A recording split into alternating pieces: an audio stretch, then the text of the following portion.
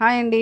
Lactating mothers అంటే పాలిచ్చే తల్లులకి జరాలు రావంటారా? ఎందుకు రావు? వాళ్ళకి కూడా infections, mild infections, cough, colds, fevers ఇవన్నీ వచ్చే ఛాన్సెస్ ఉంటాయి. సో, వాళ్ళకొచ్చినప్పుడు చాలామంది పేరెంట్స్ అంటే సపోర్ట్ సిస్టమ్ ఏం చేస్తారు అనంటే, పాలివ్వకు, డబ్బా పాలిచ్చేద్దాము, వద్దు అని చెప్తారు. కానీ ఇక్కడ బిగ్ నో అండి. దయచేసి continue breast feeding even though mother is sick. అంటే తల్లికి ఫీవరొచ్చినా బాలేకపోయినా వీలైనంత వరకి తల్లిపాలు ఇవ్వండి. దానివల్ల బేబీకి ఇన్ఫెక్షన్ వస్తుందా అనంటే రాదు. పాల ద్వారా అయితే రాదు.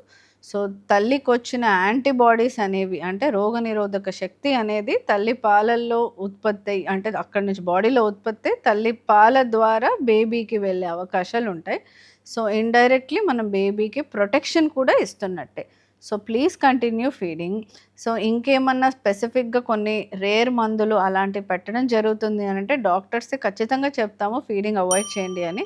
అండ్ యాంటీసైకోటిక్ మెడిసిన్స్, కొన్ని క్యాన్సర్ కోసం ఉపయోగించే మెడిసిన్స్ అలాంటి వెరీ రేర్ డ్రగ్స్‌కే ఖచ్చితంగా నో అని చెప్పడం అనేది జరుగుతుంటుంది. Thank you.